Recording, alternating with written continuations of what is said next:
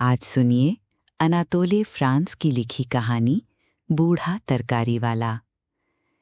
न्यायाधीश की कुर्सी से बोला जाने वाला एक एक शब्द सारे न्यायालय में आतंक छा देता है। बूढ़ा तरकारी वाला जब एक पुलिसमैन का अपमान करने के अपराध में न्यायालय के सम्मुख लाया गया तो उसे भी स्पष्ट रूप से इस आतंक का आभास मिला। कटघरे में खड़ा हुआ वो उस विषादपूर्ण वातावरण के बीच न्यायाधीशों, क्लर्कों, वकीलों, सशस्त्र पुलिसमैनों तथा रेलिंग के पीछे खड़ी हुई मौन दर्शकों की भीड़ की ओर निहार रहा था। उसका कटघरा कुछ ऊंचाई पर था, मानो न्यायाधीश के सम्मुख लाए जाने के उपलक्ष्य में उसे सम्मान मिला था। सामने दो अफसरों के बीच न्यायाधीश विराजमान थे। बेचारा तरकारी वाला गुमसुम खड़ा था। उसके सामने जिस प्रकार से सारी कार्यवाही हुई थी, जिस प्रकार से कैद की सजा सुनाई गई थी, उससे उसके मन पर न्याय का आतंक और अधिक छा गया था। वो इतना अधिक भयभीत हो गया था कि वो अपने अपराध पर न्यायाधीश के मत तक को सच मानने के लिए तैयार हो गया। अपने मन में उसे अपनी निर्दोषता का पूरी तरह से विश्वास था, परंतु वो अनुभव कर रहा था कि न्याय की प्रभुता के सामने एक मामूली तरकारी वाले का आंतरिक विश्वास महत्वहीन है। उसके वकील ने भी उससे लगभग ये स्वीकार करा लिया था कि वो निर्दोष नहीं है। सारी घटना के संक्षिप्त वर्णन से अब ये स्पष्ट हो गया था कि उसे किस अपराध के कारण दंड दिया गया है। अपनी छोटी सी 4 पहियों की गाड़ी ढकेलता हुआ वो बूढ़ा तरकारी वाला सड़कों पर चिल्लाता फिरा करता था। आलू, गोभी, शलजम। 20 अक्टूबर को भी इसी प्रकार सड़क पर घूम रहा था जब एक मोची की दुकान से एक औरत ने निकलकर 2-3 गोभियां हाथ में उठाते हुए कहा, अच्छी नहीं है, क्या भाव दी? ले लो माई, बड़ी सस्ती हैं, बाजार में इससे अच्छी नहीं मिलेंगी, 7.5 आने की। 3 गोभियों के 7.5 आने? उसने मुंह बिचकाकर गोभियां गाड़ी में फेंक दी। इसी समय कांस्टेबल नंबर 64 ने आकर उस बूढ़े तरकारी वाले से कहा, आगे बढ़ो। वो बेचारा 50 वर्षों से इसी प्रकार सड़क पर चला करता था, कहीं रुकता नहीं था, इसलिए आगे बढ़ने का आदेश उसके स्वभाव के अनुकूल था। वो उसे मानने को तैयार था। उसने अपने ग्राहक से पूछा, तो फिर क्या कहती हैं? जरा देखो, बताती हूँ, मोची की बीवी ने तेज स्वर में कहा। उसने फिर से गोभियां टटोल कर देखीं। इसके बाद उसने गाड़ी में से अपनी समझ में सबसे अच्छी 3 गोभियां चुन ली और उन्हें बड़े यत्न से छाती से दबाकर ले चली, जैसे कोई अमूल्य निधि हो। मैं तुम्हें 7 आने दूंगी, बस, इससे ज्यादा की नहीं। पैसे मेरी जेब में नहीं है, मैं दुकान से ला कर देती हूँ। गोभियां छाती में दबाए हुए वो दुकान के अंदर चली गईं। एक ग्राहक उससे कुछ ही पहले उसकी दुकान के अंदर गया था। इसी समय कांस्टेबल नंबर 64 ने उस बूढ़े तरकारी वाले से दोबारा कहा, आगे बढ़ो। बस, पैसा ले लूं? मैं तुमसे कहता हूं, आगे बढ़ो, कांस्टेबल ने डांट कर कहा।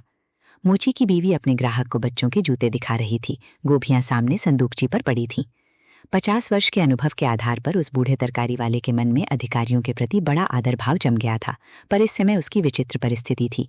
वो बड़े असमंजस में था कि अपने बाकी पैसे लेने के लिए ठहरा रहे या आदेश का पालन करे। वो कानून नहीं जानता था, इसीलिए वो ये अनुभव नहीं कर सका कि व्यक्तिगत अधिकार प्राप्त होने का ये अर्थ नहीं है कि वो अपने सामाजिक कर्तव्य का उल्लंघन करे। उसके मन में गाड़ी ढकेलकर आगे बढ़ने की अपेक्षा अपने साथ आने पैसे वसूल करना अधिक महत्वपूर्ण था। गाड़ी तो वो जिंदगी भर ढकेल रहा था। वो खड़ा रहा। कांस्टेबल नंबर 64 ने उसे तीसरी बार आज्ञा दी, आगे बढ़ो। कांस्टेबल नंबर 64 का स्वभाव अन्य पुलिसमैनों की भांति नहीं था, जो गरजते अधिक हैं पर बरसते कम। वो बड़े शांत स्वभाव का था, पर अपने सरकारी कर्तव्यों का पालन करने में भी जरा भी आलस नहीं करता था। क्या तुम सुनते नहीं कि मैं तुमसे कहता हूँ, आगे बढ़ो? बूढ़े तरकारी वाले के मन में खड़े रहने का कारण इतना अधिक शक्तिशाली था कि उसे ये आज्ञा फीकी जंची। उसने सरलता से उत्तर दिया, मैंने बता तो दिया कि अपने पैसे लेने के लिए रुका हूँ। कांस्टेबल नंबर 64 ने केवल यही कहा, तो क्या तुम्हारी इच्छा है कि मैं चालान कर दूं? अगर यही इच्छा हो तो बतला दो। इस पर बूढ़े तरकारी वाले ने अपने कंधे हिलाए और दुखी नेत्रों से पहले कांस्टेबल की ओर निहारा, फिर आसमान की ओर, जैसे वो कह रहा हो, परमात्मा जानता है, मैंने कानून का उल्लंघन नहीं किया। इन नियमों उपनियमों के बनाने में मेरा हाथ भी नहीं है। सुबह 5 बजे ही मैं बाजार गया था। 7 बजे से मैं ये गाड़ी ढकेलता हुआ चल रहा हूँ। मैं अब 60 वर्ष का हो गया हूँ, हाथ पैर अधिक चलते नहीं, और तुम मुझसे कह रहे हो कि मैंने विद्रोह का झंडा उठाया है। तुम्हारी ये हंसी बड़ी निर्दयी है। परंतु कांस्टेबल ने या तो तरकारी वाले की मुद्रा नहीं देखी, या फिर उसने ये सोचा कि मेरी आज्ञा ना मानने का उसका कारण बहुत छोटा है। उसने कर्कश स्वर में कहा, सुना कि नहीं? उस समय सड़क पर बड़ी भीड़ हो रही थी। बग्घियों, मोटरों, लॉरियों और बोझा गाड़ियों का तांता बंधा था। बूढ़े तरकारी वाले के सड़क पर गाड़ी खड़ी कर देने के कारण सारा आवागमन रुक गया था और मोटरों के ड्राइवरों तथा बग्घियों के रईस तरकारी वाले को गालियां दे रहे थे। फुटपाथ पर कांस्टेबल और तरकारी वाले में झगड़ा होते देखकर जनता इकट्ठी हो गई थी। कांस्टेबल ने जब देखा कि सबकी आंखें उसी पर हैं, तो उसने अपने अधिकार का उपयोग करने का निश्चय किया। अपनी जेब से एक छोटी सी पेंसिल और एक तेल लगी हुई नोटबुक निकालते हुए उसने कहा, अच्छा। तरकारी वाला भी अपनी बात पर अड़ा रहा। इसके अलावा अब उसके लिए अपनी गाड़ी आगे बढ़ा सकना या पीछे हटा सकना भी असंभव हो गया था। एक दूध वाले की गाड़ी के साथ उसकी गाड़ी के पहिए अटक गए थे। टोपी उठाकर उसने अपने बाल नोचते हुए कहा, ये अच्छी रही। मैं कह रहा हूं कि पैसे लेने के लिए रुका हूं। आय रे दुर्भाग्य, तुम्हें अपने एक भाई पर दया करनी चाहिए। तरकारी वाले के इन शब्दों में विद्रोह की नहीं, दीनता की ही भावना अधिक थी। परंतु कांस्टेबल नंबर 64 ने समझा उसका अपमान किया गया है, और चूंकि कानून के अनुसार अपमान कुछ नपे तुले शब्दों में ही प्रकट किया जाता है, इसीलिए कांस्टेबल के मन ने समझ लिया कि उससे कहा गया है पुलिसमैनों का नाश हो। अच्छा, तुमने ये कहा पुलिसमैनों का नाश हो। बहुत अच्छा, चलो तो मेरे साथ थाने पर। बूढ़े तरकारी वाले ने चकित होकर अपनी गाड़ी में फंसी हुई आंखों से कांस्टेबल को निहारा। दोनों हाथ हवा में हिलाते हुए अवरुद्ध कंठ से उसने कहा, क्या? मैंने कहा पुलिसमैनों का नाश हो? मैंने कहा? मैंने? पास पड़ोस के दुकानदार और आवारा लड़के तरकारी वाले की गिरफ्तारी पर हंसने लगे। भीड़ के सब लोगों को यह झगड़ा देखकर बड़ा मजा आया। परंतु उस भीड़ में एक बूढ़ा सहृदय मनुष्य था। उसके शरीर पर काला सूट था, किसी संभ्रांत कुल का मालूम पड़ता था। उसने भीड़ चीरते हुए आगे आकर कांस्टेबल से कहा, तुम्हारा भ्रम है, इसने तुम्हारा अपमान नहीं किया। उसकी रोबीली सूरत देखकर पुलिसमैन ने धीमे स्वर में कहा, आप अपना काम देखिए। पर जब वो मनुष्य अपनी बात पर हट करने लगा तो पुलिसमैन ने कहा, अच्छा, तो आप भी थाने पर चलकर अपना बयान लिखवा दीजिए। बूढ़ा तरकारी वाला पुलिसमैन को समझाने का प्रयत्न कर रहा था। क्या मैंने ये कहा पुलिसमैनों का नाश हो? ओ, वो पुलिसमैन से अपना आश्चर्य प्रकट कर रहा था कि मोची की बीवी हाथ में 7 आने लिए हुए दुकान से बाहर आई। लेकिन जब उसने कांस्टेबल नंबर 64 को उस तरकारी वाले की गर्दन पकड़े हुए देखा, तो उसने विचारा कि मुझ पर किसी ऐसे आदमी का पैसा नहीं बाकी हो सकता है जो थाने ले जाया जा रहा है। वो अपने पैसे जेब में रखकर दुकान के भीतर वापस लौट गई। अपनी गाड़ी को जब्त किए जाते देखकर तरकारी वाले की आंखों के सामने अंधेरा छा गया और उसके मुंह से केवल इतने ही शब्द निकले, हे ईश्वर। थाने पर एक सज्जन मनुष्य ने कहा कि सड़क पर ट्रैफिक रुक जाने की वजह से मुझे अपनी गाड़ी से उतरना पड़ा और अपनी आंखों से सारी घटना देखी। पुलिसमैन का अपमान नहीं हुआ है, उसे भ्रम हुआ है। उसने अपना नाम डॉक्टर मैथ्यू बताया। और कोई समय होता तो डॉक्टर का इतना कहना यथेष्ट समझा जाता, पर उन दिनों फ्रांस में डॉक्टरों को संदेह की दृष्टि से देखा जाता था। तरकारी वाले को रात भर हवालात में रहना पड़ा। सुबह उसे पुलिस की लॉरी में बिठाकर जेल ले जाया गया। उसे जेल बहुत बुरी जगह नहीं लगी, बल्कि अच्छी जगह लगी। जेल में उसे सबसे अधिक इस बात ने प्रभावित किया कि वहां बहुत सफाई थी। ओहो, यहाँ की जमीन तो बड़ी चमकती हुई है, मुंह तक दिखाई पड़ता है। स्टूल पर बैठकर वो आश्चर्य सागर में डूबा हुआ अपने पैर के अंगूठे की ओर निहार रहा था। जेल का सूनापन उसे खास आ रहा था। समय बीतता ही ना था। वो अपनी गाड़ी के बारे में सोचने लगा, जिसमें ढेर भर तरकारी थी। उसे आश्चर्य हो रहा था कि उस गाड़ी का ये लोग क्या करेंगे। तीसरे दिन उसका वकील जेल में उससे भेंट करने आया। बूढ़े तरकारी वाले ने वकील को अपनी सारी कथा सुनानी चाहिए, पर वो इस प्रकार की बातें सुनने का आदी ना था। वकील ने उसकी बातों पर सिर हिलाते हुए कहा, इन बातों का मुकदमे से कोई संबंध नहीं है।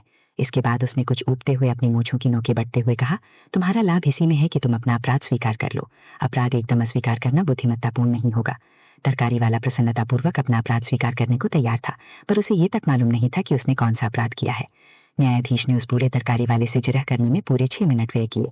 अगर वो पूछे गए प्रश्नों का ठीक ठीक उत्तर दे देता तो ये जिरह अधिक सहायक होती, परंतु तरकारी वाले को इस तरह के वाद विवाद का अभ्यास नहीं था। इतने बड़े बड़े आदमियों के सामने भय के कारण उसकी जुबान में ताला लग गया था। वो चुपचाप खड़ा था। न्यायाधीश अपने किए गए प्रश्नों का उसकी ओर से स्वयं उत्तर दे रहे थे। बूढ़ा तरकारी वाला हकला कर रह जाता था। उसके मुंह से कोई बात निकलती नहीं थी। न्यायाधीश ने कहा, तो तुम ये स्वीकार करते हो कि तुमने कहा पुलिसमैनों का नाश हो? मैंने पुलिसमैनों का नाश हो तब कहा जब पुलिसमैन ने मुझसे कहा कि पुलिसमैनों का नाश हो, और मैंने भी फिर कहा पुलिसमैनों का नाश हो। बूढ़े तरकारी वाले के इस कथन का ये आशय था कि जब उस पर यह अप्रत्याशित अपराध लगाया गया तो उसे बहुत आश्चर्य हुआ, और उसने भी केवल चकित मुद्रा में उन शब्दों को दोहरा दिया जो उसने कभी नहीं कहे थे। लेकिन न्यायाधीश ने दूसरा ही अर्थ लिया। तो क्या तुम ये कहना चाहते हो कि पुलिसमैन ने ही पहले ये शब्द कहे? न्यायाधीश ने प्रश्न किया। बूढ़ा तरकारी वाला हार गया। उसे अपनी बात समझा सकना बड़ा कठिन मालूम हुआ। तो तुम अपनी बात पर स्थिर नहीं हो, ठीक है। न्यायाधीश ने गवाहों को ले आने की आज्ञा दी। कांस्टेबल नंबर 64 ने, जिसका नाम मिट रहा था, ये शपथ खाई कि मैं केवल सत्य बोलूंगा, सत्य के अलावा और कुछ नहीं कहूंगा। इसके बाद उसने निम्न गवाही दी। 20 अक्टूबर को मैं दोपहर में अपनी ड्यूटी पर था। इसी समय अपनी गाड़ी से रास्ता रोकता हुआ ये तरकारी वाला प्रकट हुआ। मैंने इसे रास्ता छोड़ देने की चेतावनी 3 बार दी, पर इसने मेरी आज्ञा नहीं मानी। जब मैंने इसे चेतावनी दी कि मैं तुम्हारा चालान करने जा रहा हूं, तो इसने उत्तर में चिल्लाकर कहा, पुलिसमैनों का नाश हो। इस तरह इसने मेरा अपमान किया। पुलिसमैन ने नम्र पर दृढ़ स्वर में अपनी गवाही दी थी, जिससे प्रभावित होकर न्यायाधीश ने विश्वास के भाव से सिर हिलाया। बूढ़े तरकारी वाले की तरफ से 2 गवाह थे, एक तो मोची की बीवी, दूसरे डॉक्टर मैथ्यू। मोची की बीवी ने कहा कि मैंने कुछ नहीं देखा, ना कुछ सुना ही। डॉक्टर मैथ्यू भीड़ में थे जब पुलिसमैन तरकारी वाले को आज्ञा दे रहा था कि अपनी गाड़ी आगे बढ़ाओ। उनकी गवाही से मुकदमे ने पलटा खाया। डॉक्टर ने कहा, मैंने सारी घटना अपनी आंखों से देखी। मैंने देखा पुलिसमैन को भ्रम हुआ, उसका अपमान नहीं किया गया था। मैंने उससे ये बात कही, लेकिन वो तरकारी वाले को गिरफ्तार करने के लिए तुला हुआ था। उसने मुझसे कहा कि अपना बयान थाने में लिखाओ। मैं थाने में गया, वहां भी मैंने यही बयान दिया। न्यायाधीश ने डॉक्टर मैथ्यू से कहा कि आप बैठ जाइए और आज्ञा दी कि पुलिसमैन को दोबारा हाजिर किया जाए। क्यों मित्रा, जब तुम अभियुक्त को गिरफ्तार करने जा रहे थे तो डॉक्टर मैथ्यू ने क्या तुमसे ये नहीं कहा था कि तुम भ्रम में हो? न्यायाधीश ने प्रश्न किया। आपका आशय है कि इस भ्रम में उसने मेरा अपमान किया? उन्होंने क्या कहा? उन्होंने कहा, पुलिसमैनों का नाश हो। दर्शकों की भीड़ ने ठहाका मारा। तुम जा सकते हो, न्यायाधीश ने शीघ्रता से आज्ञा दी। न्यायाधीश ने जनता को चेतावनी दी कि अगर वो फिर ऐसा अनुचित व्यवहार करेगी तो उसे न्यायालय से बाहर कर दिया जाएगा। इस बीच सफाई पक्ष के वकील अपने कोट की बाहें चढ़ाते हुए पैतरे बदलते रहे। उस समय ये आशा होने लगी थी कि बूढ़ा तरकारी वाला रिहा हो जाएगा। शांति हो जाने पर बूढ़े तरकारी वाले के वकील उठ खड़े हुए। अपने वक्तव्य के प्रारंभ में उन्होंने पुलिसमैनों की तारीफ की। ये लोग समाज के मूक सेवक हैं। छोटे से वेतन के बदले में वीरतापूर्वक हर बड़े खतरे का सामना करते हुए अपने कर्तव्य का पालन किया करते हैं। ये लोग सच्चे सैनिक हैं और रहेंगे। सच्चे सैनिक शब्द से मेरा सारा आशय व्यक्त हो जाता है। इसके बाद उन्होंने सैनिकों के गुणों का बखान किया। मैं उन आदमियों में से हूं, उन्होंने कहा, जो सेना की ओर किसी की उंगली तक उठाना गवारा नहीं कर सकते। मुझे गर्व है कि मैं भी इसी राष्ट्रीय सेना का सदस्य हूं। यहां पर न्यायाधीश तक ने आदर से उन्हें सिर झुकाया। वकील साहब रिजर्व सेना में एक लेफ्टिनेंट थे। वे पार्लियामेंट की सदस्यता के उम्मीदवार भी थे। उन्होंने कहा, मैं इनकी सेवाओं का मूल्य रत्ती भर भी कम करके नहीं आंकता। मैं अच्छी तरह जानता हूं कि किस प्रकार दिन भर ये शांति के दूत सारे नगर की जनता की सेवा किया करते हैं। अगर मुझे जरा भी विश्वास होता कि मेरे मुवक्किल ने नगर के एक ऐसे सच्चे सेवक का अपमान किया है तो मैं कभी उसकी ओर से सफाई देने के लिए खड़ा ना होता। मेरे मुवक्किल पर यह अभियोग है कि उसने कहा पुलिसमैनों का नाश हो। इसका अर्थ स्पष्ट है, पर प्रश्न ये है, क्या मेरे मुवक्किल ने ये शब्द कहे भी? मुझे संदेह है। आप ये ना समझें कि मुझे कांस्टेबल की सच्चाई में संदेह है। मैं पहले ही कह चुका हूं कि उसका कर्तव्य बड़ा कठोर है। बहुधा अपने कर्तव्य का पालन करते करते वो परेशान हो जाता है, थक जाता है। ऐसी अवस्था में ये संभव है उसे भ्रम हुआ हो। यहाँ न्यायालय में भी जब उससे प्रश्न किया गया कि डॉक्टर मैथ्यू ने तुमसे क्या कहा, तो उसके मुंह से निकल पड़ा कि उन्होंने कहा पुलिसमैनों का नाश हो। इससे हम ये विश्वास करने के लिए विवश हो जाते हैं कि कांस्टेबल को भ्रम हुआ है। और अगर बूढ़े तरकारी वाले ने कहा भी हो पुलिसमैनों का नाश हो, तो ये साबित किया जाना शेष रह जाता है कि अभियुक्त के मुख से निकले हुए शब्द अपराध स्वरूप हैं। अभियुक्त एक कुंजड़ा है और शराब पीने की लत के कारण उसके दिमाग की नसें ढीली पड़ गई हैं। आप खुद देख सकते हैं कि उसके चेहरे पर 60 साल की गरीबी की मार की छाप है। ऐसी दशा में सज्जनों आपको मानना पड़ेगा कि वो एक ऐसा आदमी है जिसके होशो हवास दुरुस्त नहीं रहते। वकील साहब अपना वक्तव्य समाप्त करके बैठ गए। न्यायाधीश ने एक वाक्य में अपना निर्णय सुना दिया।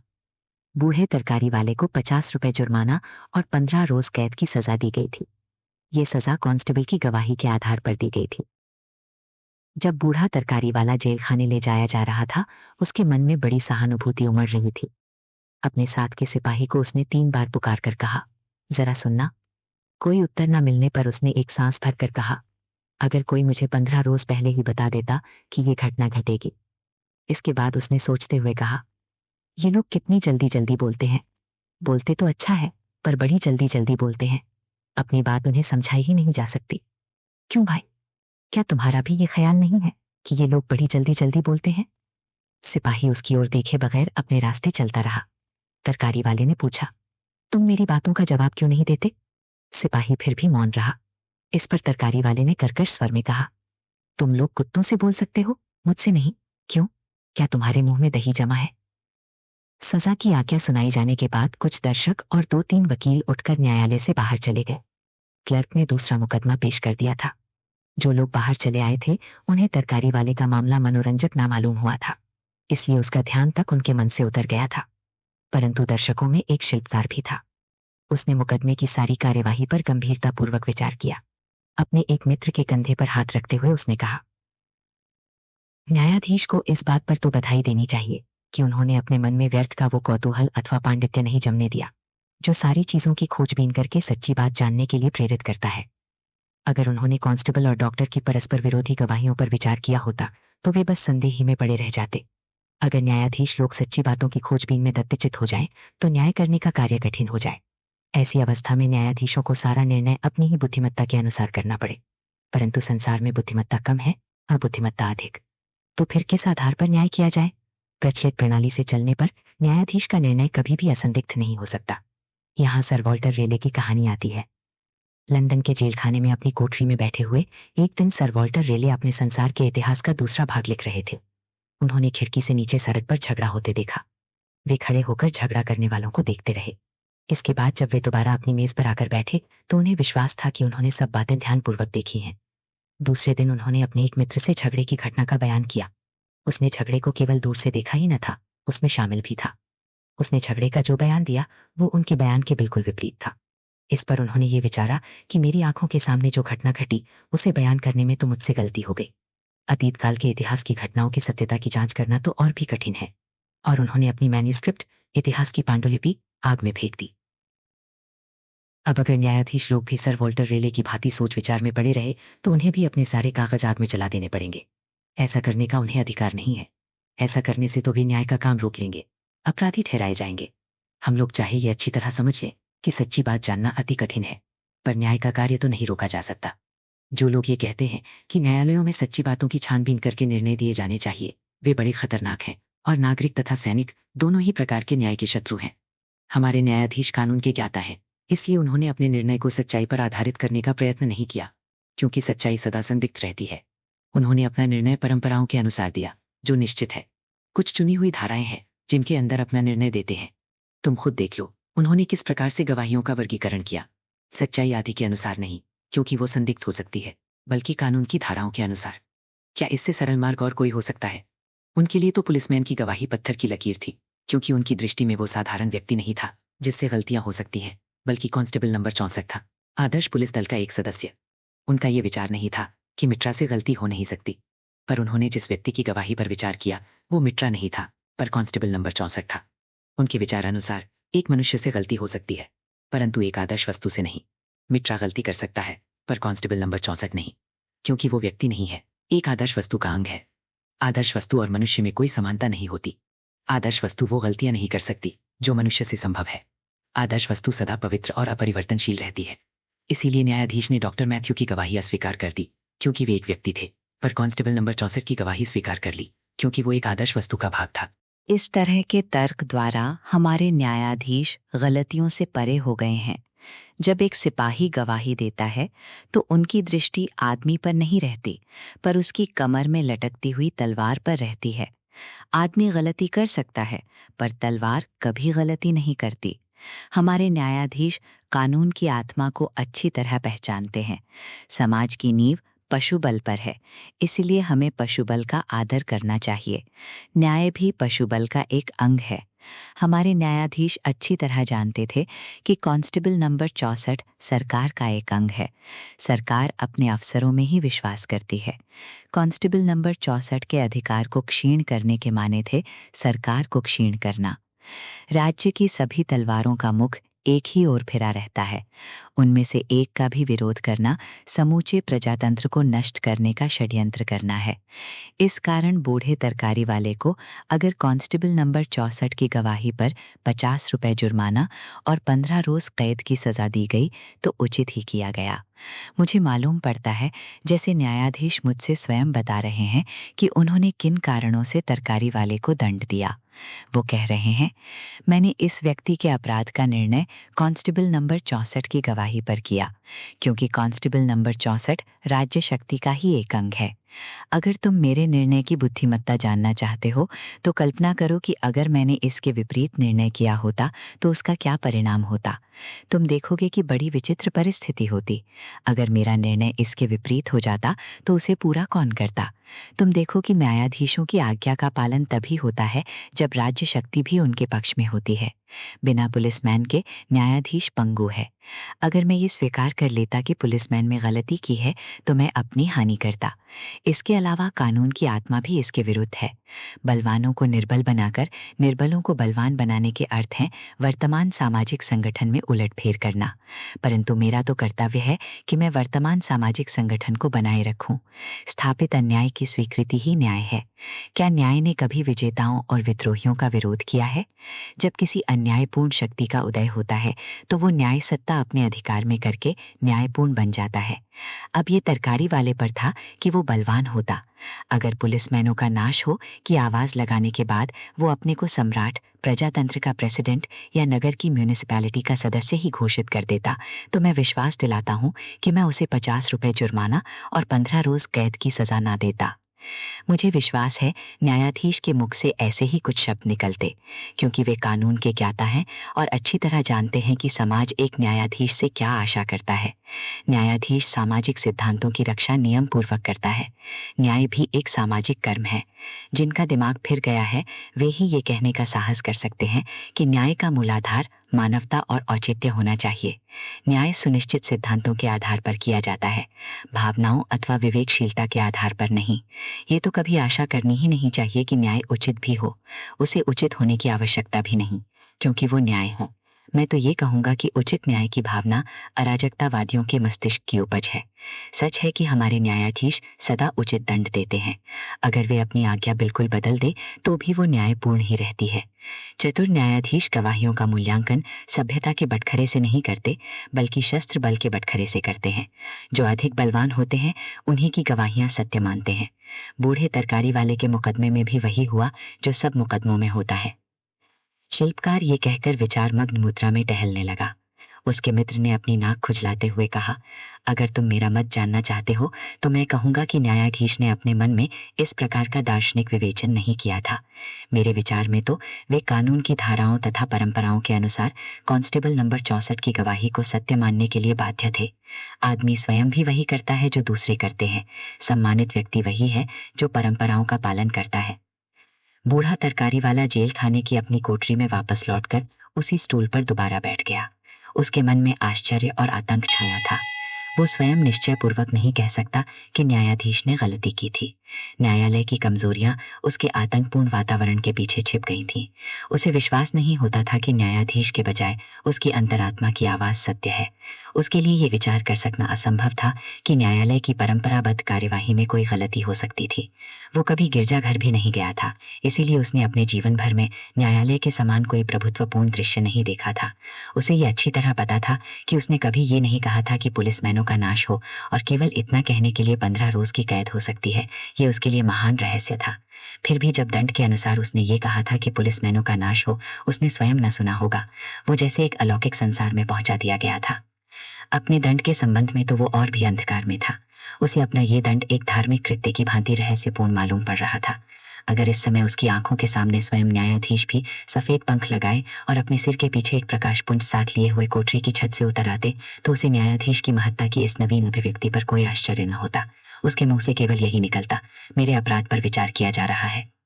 दूसरे दिन उसका वकील उसे देखने आया। दुखी होने की बात नहीं, वकील ने उससे कहा, 15 रोज तो बहुत जल्दी बीतेंगे, सस्ते ही छूटे। न्यायालय के सभी लोगों ने बड़ी नम्रता दिखाई। एक कटु शब्द तक नहीं कहा। मैंने कल्पना भी नहीं की थी। अपना अपराध स्वीकार कर तुमने अच्छा ही किया। शायद मैं एक खुशखबरी लाया हूँ। एक उदार सज्जन की मैंने तुम्हारी ओर से प्रार्थना की थी, उन्होंने 50 रुपए दिए हैं। अब तुम्हारा जुर्माना अदा हो जाएगा। रुपया कब मिलेगा? कल अदालत में जमा हो जाएगा। तुम अब चिंता मत करो, मैं बड़ा कृतज्ञ हूँ। इसके बाद उसने धीमे से बुदबुदा कर कहा, यह मेरे साथ एक असाधारण बात हुई है। नहीं जी, ऐसा हुआ ही करता है। अच्छा, आपने ये नहीं बताया कि मेरी गाड़ी कहाँ रखी गई है। जेल खाने से छूटने के बाद बूढ़ा तरकारी वाला अपनी गाड़ी सड़क पर ढकेलता हुआ फिर चिल्लाने लगा, आलू, गोभी, गाजर, उसे अपने जेल जाने पर न तो लज्जा ही थी न गर्व। जेल की स्मृति के दुखद नहीं थी।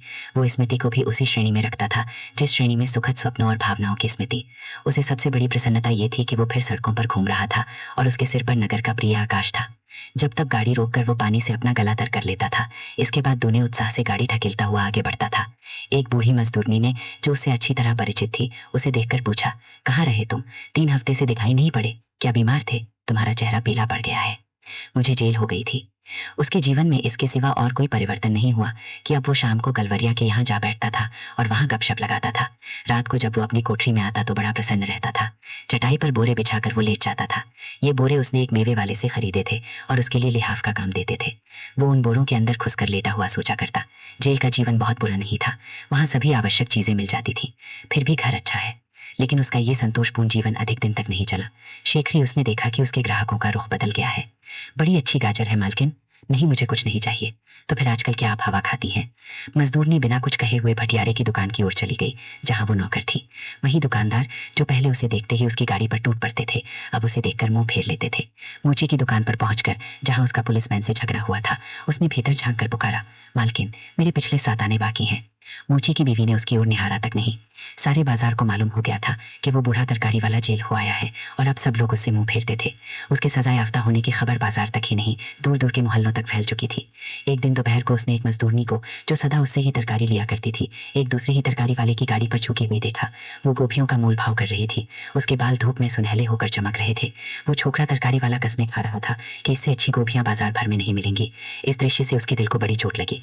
वो अपनी गाड़ी भी उस छोकरे के बगल में ले जाकर मजदूरनी से बोला, ये तो तुम्हें शोभा नहीं देता। मजदूरनी ने जवाब दिया कि वो लाचार है। वो समाज से बाहर थोड़े ही है।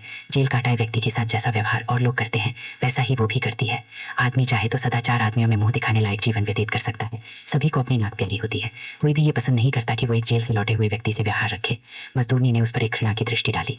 वो इस अपमान से आहत हो उठा। जा भाग जा, बड़ी आई वहां से टाइम, उसने चिल्लाकर कहा। मजदूरनी के हाथ से गोभियां गिर पड़ी। उसने भी उसी प्रकार चीख कर कहा, बाहरे बूढ़े, एक तो जेल काट कर आया, ऊपर से दूसरों को आंख दिखाता है।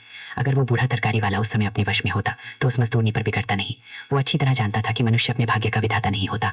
दुनिया में भले आदमी भी होते हैं। वो किसी से घृणा नहीं करता था, पर इस समय वो आपे से बाहर था। उसने उस मजदूरनी को डाइन, रंडी इत्यादि कहा। तमाशा बीनों की एक भीड़ उनके चारों ओर इकट्ठा हो गई। गली गलौज और बढ़ गई। ऐसा मालूम पड़ता था दोनों पक्ष शब्दकोश के सारे शब्दों को समाप्त कर देंगे। इसी समय भीड़ में से एक पुलिसमैन प्रकट हुआ और वे दोनों चुप हो गए। भीड़ भी छट गई। वे दोनों अपने अपने रास्ते चले गए। उस दिन से वो बूढ़ा तरकारी वाला लोगों की दृष्टि में और अधिक गिर गया। बूढ़ा तरकारी वाला बड़बड़ाता हुआ चला जा रहा था। वो पूरी लंका है, बिल्कुल लंका है। लेकिन उसके अंतस्थल में उस मजदूरनी के प्रति कोई क्रोध नहीं था। उसके इस चंडिका रूप पर उसके मन में घृणा नहीं थी। इसके विपरीत एक प्रकार का आदर भाव था, क्योंकि वो जानता था कि उसका जीवन बड़े कष्ट से बीता है। एक बार दोनों ने एक दूसरे से खुल मिलकर बातें की थी। वो अपने घर का हाल उससे बताया करती थी। वो एक गाँव की रहने वाली थी। दोनों ने निश्चय किया था कि एक छोटे से बाग में मुर्गे मुर्गे पालकर अंडे बेचने का व्यवसाय करेंगे। वो बड़ी सीधी औरत थी। आज उस छोकरे से उसे तरकारी खरीदते हुए देखकर उसके बदन में आग लग गई और उसने जब उसे घृणा करने की बात कही तब तो उसका खून उबल बहा। लेकिन एक वही उससे घृणा न करती थी। भटियारे की नौकरानी से लेकर मोची की बीवी तक उससे घृणा करती थी। सारा समाज उससे कोई संबंध रखने को तैयार नहीं था। अगर उसने 15 रोज जेल खाने में काटे हैं तो क्या वो तरकारी बेचने योग्य भी नहीं रह गया? क्या ये उचित है कि एक जरा सी बात के लिए ऐसे अच्छे आदमी को भूखों मरने दिया जाए? अगर उसे तरकारी न बेचने दिया गया तो फिर वो कहीं का न रहेगा। एक बार उस मजदूरनी से गाली गलौज होने के बाद अब उसकी हर एक से कहा सुनी हो जाती थी। वो जरा सी बात पर अपने ग्राहकों से बिगड़ जाता था और पूछ बैठता था, तुम मुझे क्या समझते हो? अगर वे कहते कि उसकी तरकारी अच्छी नहीं है तो वो उनके मुंह पर उन्हें भला बुरा कहने लगता था। कलवरिया के यहाँ भी वो अपने साथियों पर बरसा बैठता था। उसका दोस्त मेवे वाला अब उसे पहचानता नहीं था। उसका कहना था, अब बूढ़ा तरकारी वाला जंगली बन गया है। ये बिल्कुल सत्य था। वो दिनों दिन उग्र, चिड़चिड़े मिजाज का और बदजुबान होता जाता था। वास्तविक बात यह थी कि वो धीरे धीरे समाज की बुराइयों को देखने लगा था, पर वो नीति शास्त्र का कोई पंडित नहीं था कि समाज की बुराइयों तथा सुधार की आवश्यकताओं के संबंध में अपने विचार संयत भाषा में प्रकट कर सकता। उसके विचार बिना किसी क्रम की और असंयत भाषा में प्रकट होते थे। अपने दुर्भाग्य से पीड़ित होकर वो दिनों दिन उच्छृंखल होता जाता था। वो अपना बदलाव उन लोगों से लेता था जो उसके शुभेच्छु थे या उससे निर्बल थे। एक दिन उसने कलवरिया के लड़के को जोरों से तमाचा मार दिया, क्योंकि उसने उससे पूछा था कि जेल जाते हुए कैसा लगता है। तरकारी वाले ने उसको झापड़ रसीद करते हुए कहा, सुअर, जेल तो तेरे बाप को जाना चाहिए जो जहर बेच बेच कर अमीर हो गया है। ये काम उसने अच्छा नहीं किया था। मेवे वाले का ये कहना ठीक ही था कि उसे बालक को मारना न चाहिए था, न उसके बाप को गाली देनी चाहिए थी, क्योंकि अपने बाप का चुनाव करने में उसका कोई वश नहीं था। वो अब शराब बहुत अधिक पीने लगा। आमदनी कम होती जाती थी, शराब बढ़ती जाती थी। पहले वो बड़ा संयमी था। उसे स्वयं अपने परिवर्तन पर आश्चर्य होता था। पहले मैं इस तरह पैसा नहीं बहाता था, उसने सोचा। क्या बूढ़ा होने से आदमी सठिया जाता है? कभी कभी अपने दुर्व्यवहार के लिए वो अपनी तीव्र भर्त्सना करता। तुम दुनिया में किसी काम के नहीं हो, बस शराब के नशे में डूबे रहते हो। कभी कभी वो अपने को धोखा देकर ये सोचता कि उसे शराब की आवश्यकता है। शराब मुझे चाहिए ही, ताकत लाने के लिए मुझे एक गिलास चाहिए ही। ऐसा मालूम पड़ता है मेरे अंदर एक आग जला करती है और उसे बुझाने के लिए शराब से बढ़कर और कोई चीज नहीं है। बहुधा ऐसा होता कि वो सुबह नीलामी के वक्त नहीं पहुंच पाता और उसे उधार पैसों पर सड़ी गली तरकारियों से ही संतोष करना पड़ता। एक दिन उसे बहुत अधिक निराशा मालूम पड़ी। वो अपनी गाड़ी मंडी में ही साइबान के नीचे छोड़कर दिन भर गोश्त वाले और शराब वाले की दुकान के चारों ओर भटकता रहा। शाम को वो एक डलिया पर बैठकर विचार करने लगा कि उसका कितना पतन हो गया है। उसे अपने पुराने दिनों की याद आई। वो कितना बलवान था। हंसते काम करते दिन बीत जाता था, कुछ पता ही न चलता था। सुबह अंधेरे में ही उठकर मंडी पहुंच जाता था और नीलामी होने की प्रतीक्षा किया करता था। किस उत्साह से अपनी गाड़ी में तरकारियां सजा सजा कर रखता था। नुक्कड़ की दुकान पर गर्म गर्म कॉफी का एक प्याला एक घूंट में ही पी जाता था। इसके बाद पक्षियों की भांति उसकी तेज आवाज से सुबह का पवन आंदोलित हो उठता था। घोड़ों की भांति उसका श्रमपूर्ण और सरल जीवन व्यतीत होता था। 50 साल से वो घर घर लोगों को ताजी तरकारियां पहुंचाता रहा है। उसने सिर हिलाते हुए एक सांस भरी। आह, अब मैं वो नहीं हूं जो पहले था। अब मैं फूटा घड़ा हूं। जेल की घटना के बाद से तो और भी बदल गया हूं। मैं अब वो नहीं हूं जो पहले था। उसका भारी पतन हो गया था। आदमी की जब ऐसी अवस्था होती है तो वो सड़क पर ही लेट जाता है। उसके उठने की तबीयत ही नहीं चाहती और आते जाते लोग उसे ठुकरे लगाते हुए चलते हैं। उसे भयानक गरीबी ने आ घेरा। पहले जब वो घर लौटता था तो उसकी जेब भरी रहती थी। अब जेब में एक पैसा नहीं रहता था। जाड़ों के दिन आ गए।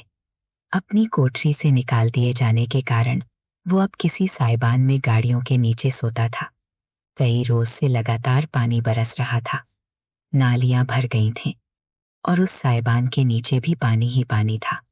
वो अपनी गाड़ी पर मकड़ों और भूखी बिल्लियों के साथ पानी में भीगता हुआ गठरी बनकर लेटा हुआ था। उसने दिन भर से खाया न था। उसके पास अब वो बोरा भी नहीं था जिसे ओढ़कर सोया करता था। उसे अपने जेल की कोठरी में बीतने वाले 2 सप्ताहों की याद आई, जब उसे सरकार खाना कपड़ा देती थी। उसे कैदियों के भाग्य पर ईर्ष्या हुई। उन्हें भूखे रहकर सर्दी में ठिठुरना नहीं पड़ता। उसके मन में एक विचार उदय हुआ, जब मुझे ये युक्ति सूझी है तो मैं इसका उपयोग क्यों न करूं। वो उठकर सड़क की ओर चला। थोड़ी ही देर पहले 11 का घंटा बोला था। रात अंधेरी और बर्फ जैसी ठंडी थी। चारों ओर कोहरा छाया हुआ था, जो बरसते हुए पानी से भी अधिक शीत उत्पन्न करने वाला था। सड़क पर बहुत थोड़े लोग मकानों के बरामदे के नीचे छिपते हुए आ जा रहे थे। बूढ़ा तरकारी वाला बाजार पहुंचा। वहां सन्नाटा छाया था। गिरजाघर के निकट एक शांति का दूत पहरा दे रहा था। उसके सिर पर गैस का हंडा चल रहा था, जिससे उस पर गिरती हुई पानी की धार लाल दिखाई पड़ती थी। वो कांप रहा था, पर या तो रोशनी की वजह से या घूमते घूमते थक जाने की वजह से वो अपनी जगह से हिल नहीं रहा था। शायद उस निर्जनता में वो प्रकाश पुंज उसे एक साथी की भांति मालूम पड़ रहा था। वो इस प्रकार अचल खड़ा था कि दूर से मनुष्य मालूम ही नहीं पड़ता था। उसके लंबे बूटों की छाया फुटपाथ पर पड़ रही थी, परंतु वहां पानी भरा था। इससे मालूम पड़ता था जैसे उसके शरीर का एक भाग पानी में डूबा हुआ है। दूर से वो किसी जल जंतु की भांति मालूम पड़ता था, जिसका आधा शरीर पानी के बाहर था, आधा पानी के भीतर। निकट से देखने पर उसका चेहरा भिक्षुओं अथवा सैनिकों जैसा मालूम पड़ता था। उसके रूखे सूखे चेहरे पर दुख की मलिनता छाई थी। उसकी भूरी घनी छोटी मूछें थी। वो 40-42 वर्ष का मालूम पड़ता था। बूढ़े तरकारी वाले ने उसके निकट जाकर कमजोर आवाज में कहा, पुलिसमैनों का नाश हो। इसके बाद वो कुछ क्षण तक प्रतीक्षा करता रहा कि उसके इन पवित्र शब्दों का क्या परिणाम निकलता है। लेकिन कांस्टेबल अपने दोनों हाथ बांधे हुए चुपचाप पहले की भांति अचल खड़ा रहा। उसकी आंखें अंधेरे में चमक रही थीं। बूढ़े तरकारी वाले ने देखा, उन आंखों में बड़ी उदासीनता है। उसे बड़ा आश्चर्य हुआ। फिर भी उसने दोबारा उसके कानों में कहा, मैं तुमसे कहता हूँ, पुलिसमैनों का नाश हो। फिर भी वो ठंडी अंधेरी रात में स्तब्ध रही। केवल पानी पड़ने का शब्द सुनाई पड़ता रहा। अंत में कांस्टेबल ने कहा, ऐसी बात नहीं कही जाती, ऐसी बातें नहीं कही जानी चाहिए। तुम बूढ़े हो गए, तुम्हें समझ होनी चाहिए। जाओ, अपने रास्ते जाओ। तुम मुझे गिरफ्तार क्यों नहीं करते? बूढ़े तरकारी वाले ने पूछा। कांस्टेबल ने पानी से टकटोक के नीचे अपना सिर हिलाया। अगर हम इस तरह की औंधी खोपड़ी वालों को उनकी ऐसी बातों के लिए गिरफ्तार करते रहे तो उन्हें नहीं कहनी चाहिए, तो हम इसी भर के हो जाएंगे, और इससे फायदा क्या होगा? बूढ़ा तरकारी वाला नाली में पैर डाले हुए खड़ा था। कांस्टेबल के इस भारी सेना के सम्मुख वो क्षण भर के लिए अपनी जगह पर ऐसा रुक गया। इसके बाद उसने धीमे से समझाने का प्रयत्न किया। मैं आपको नहीं कहना चाहता था पुलिसमैनों का नाश हो, मैं किसी दूसरे से कहना चाहता था। मन में एक विचार उठा था। कांस्टेबल ने नम्र पर दृढ़ स्वर में कहा, कुछ भी हो, ऐसी बात कही नहीं चाहिए। जब एक आदमी इतने कष्ट सहता हुआ अपने कर्तव्य का पालन करता है तो उसका इस प्रकार के शब्द कहकर उसका अपमान करना अनुचित है। मैं तुमसे फिर कहता हूँ कि तुम अपने रास्ते जाओ। बूढ़ा तरकारी वाला सिर झुकाए, दोनों हाथ किसी निर्जीव वस्तु की भांति लटकाए हुए बरसते हुए पानी और अंधकार में घुस पड़ा।